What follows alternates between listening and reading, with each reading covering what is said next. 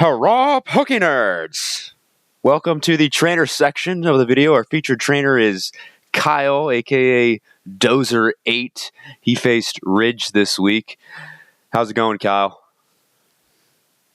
Going pretty well. Just ready to rewatch my match and kind of talk a little bit about it since it was, I think, one of the best matches of the year so far.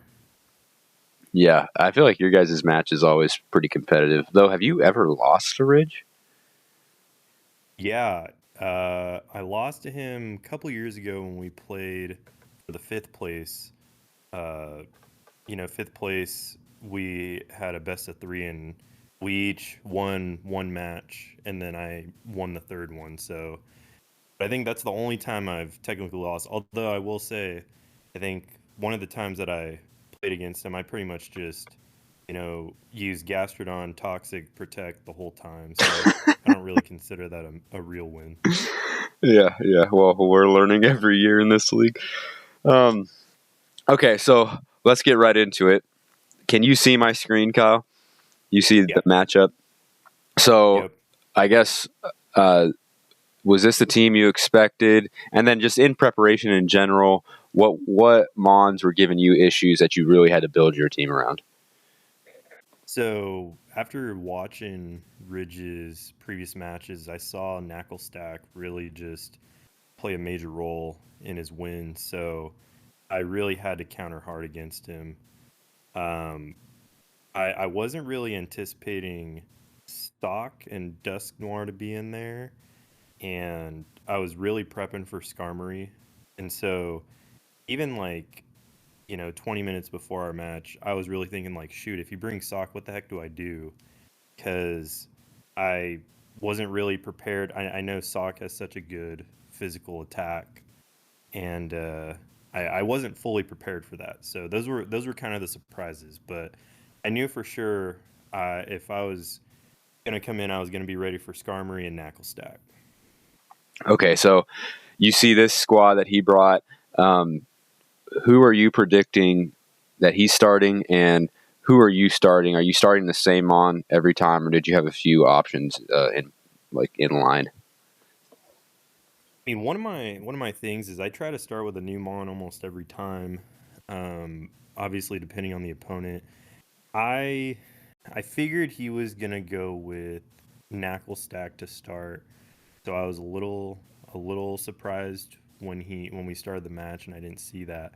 So I was really prepared to. One of my hard counters for Knuckle Stack was I had Covert Cloak on Revavroom, and I was like, all right, I'm gonna be able to use Shift Gear multiple times on Knuckle Stack. He's not gonna expect me to have Covert Cloak, and then I should be able to just kind of sweep through everything, but that's not really how it turned out. Okay, all right. Well, let's see. Let's see how it starts. Okay, so yeah, you start Rever Room. Okay, and he starts Cyclozar. What I mean, usually Cyclozar is just a massive special attacker or a rapid spinner, right? So Yeah, and I mean, right before we had got on, I had checked out Cyclozar's moves, and that was Ridge had to go take a short break, and I was like, shoot, okay, I need to figure out what Cyclozar might have, and I saw Firefang on there, which Revavroom is not, is very prone to any fire attacks. So I was just thinking, okay, I don't really know what he's gonna do to start off. So I just kind of went off with my original plan, which was there you go. try to get Revavroom up against Knuckle Stack, and had to really put in Quagsire to take some hits to start off. Right, and thank goodness you switched out because he would have knocked off your covert cloak. So, Yeah. at any point, Kyle, let me know if you want me to pause it. But I'm just going to kind of play, and then you can tell me to pause it if you want to make some comments. Okay. Yeah. So, well, I guess what was the counter?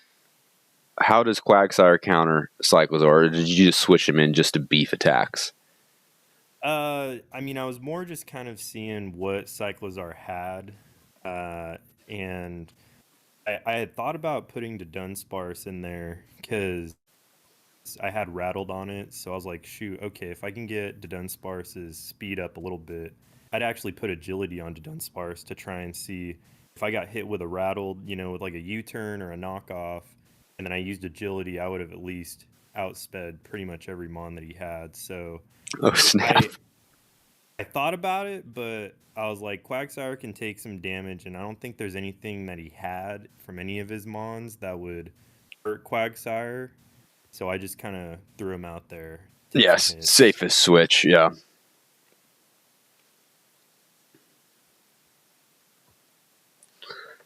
Okay. Yeah, the Sweet. annoying All right, toxic. here we go. So this is where, I mean, So turn I three am. was he switches in, he hard switches in a knuckle stack, and then you hard switched in a Murkrow. Just so everybody knows, because I know everybody can't see that. So, okay. Yeah. And So, so this turn for me wasn't. So I had to basically make a choice. Do I let Knucklestack kind of take out one of my Mons and then I can set up with Revivroom so I can really get 2 turns of shift gear against it? Or do I just switch into it right now? Which in the moment I didn't really think about it, so that's why I'm pretty sure I switched into Revivroom expecting, yeah, yeah, so there you go. expecting him to use Salt Cure. Which he did. So in reality, I should have had 2 turns to use shift gear instead of just. Well, actually, okay, I should have had 3 turns really, but Well, I mean, yeah, did you? I mean, you switched in, you used shift gear, and then you could have done it again with his switch into Incineroar, but that's it. Just 2 turns. yeah. And this is where I thought I was gonna one hit KO him, but Oh, well, do you know the no. calc on that? It was. I'm pretty sure it was like high 80s, low hundreds, so I knew it was not guaranteed. But man, I didn't. I Oh, wasn't expecting to be that close. But yeah, no, we had some really, really low percentage mons. oh, there's a nice crit. Oh, but he had Rocky. I see why. Yes, yes. And I just kind of figured that's why he had turned into Dust Noir. Did you Um, did you bring that Dark Pulse just for Dusknoir? I had really, I brought it for anything. I was trying to figure out, okay, if he brought Skarmory, I could put in a Heat Wave, but there wasn't really anything else that Heat Wave would have done well against. So Right. I just kind of I chose a move that Murkrow had that would be at least provide a little bit of damage to all of his mons, and Dark Pulse, given the stab bonus, that was like the only choice that I really had. Yeah, that makes sense. The safest. Yeah. And I'm assuming he's prankster as well. Sorry. Yes. Yeah. So I was not expecting Stock to do Wow. that much damage off of a knockoff. Yeah, no. Dude, Sock's crazy. The aura sphere is kind And of then a funny one. this one, you can pause it. I did not necessarily calc the Dunsparce's boom burst on Raikou. So I was kind of surprised to see the 51%. I was excited because I was like, okay, now I have a little bit of an advantage here. And I was like, all right, if I just use one more boom burst, Raikou's done, and I don't have to worry about him. That's not what happened. Well, then he uses Thunderbolt. So he hits you with a fighting attack, and then you boom burst great, and then he thunderbolts you, which was kind of surprising, honestly. I Because it, was, yeah, I don't know if he was expecting me to switch back to a different Pokemon. yeah. And then that happens. Well, so, do you know the rules on that one? Like, the odds of that happening is. I don't know. I mean, you can see Ridge is like, I can't believe that. He's like, that has to be like 0.001 of a chance. But nevertheless, I mean, yeah, we were just talking back and forth, and really, Quagsire just saved me. He's so dang bulky. But this was another situation where I saw Knucklestack come out, and I had double covert cloaked. Oh So I my had gosh. Amarot with the sword dance, and I was like, all right, that should be enough. So I got the Wow. crit and still And didn't kill it. still. So Dude, Knuckle Stack is no joke, man. I can't believe this guy. Yeah, I mean, I probably should have knocked off its Eviolite at some point, but I didn't really see a. I mean, I guess I could have knocked it off with Samurai, but then I don't know. I just didn't really think about it. This was a interesting situation though, because Gardevoir, um, obviously, I could definitely take out Raikou. Well, Raikou, I knew that he had to bring out Cyclizar at some point to get rid of the spikes, because Right, Raikou had 1%. right, right. Uh, Oh wow, yeah, this was so this is kind of that the was turning point of the game. There, those few turns for you. yeah. So this is where let's see. I knew I had to get Gardevoir out of there. So you kind of knew that was happening, right? Yeah, and this is where kind of like I said, I didn't really know how to prepare for sock, and so Oh yeah. thankfully I had gotten that pair on it, but that did a lot more damage than I thought. And even this morning, now that I was thinking about it, like Murkrow is I have Terra Ghost on it, so I could have at least that wouldn't have killed it. Right, right. But this was the saving move here. Healing wish. So that's where I that was my only chance, and I knew that the para was gonna have to go my way at some point. And it And finally then did. yeah, so that was I had to decide if it was gonna be Quagsire or Dunsparce getting the healing wish, but I had a better chance with Quagsire and was just kind of went my way, thankfully. Right, he kind of walls. If you could get through that, he kind of walls these next two guys. Yeah. Well, and even at the end, Rich is pretty funny because he's like, I'm just gonna, because cycles are, double edge doesn't do too much damage enough. He's like, I'm just gonna get really fast. so he, uh, so yeah, Quagsire really Okay, just saved see. me this time. What's the point? Oh, he was trying I, to just kill himself. I see. yeah, So that you didn't get the KO.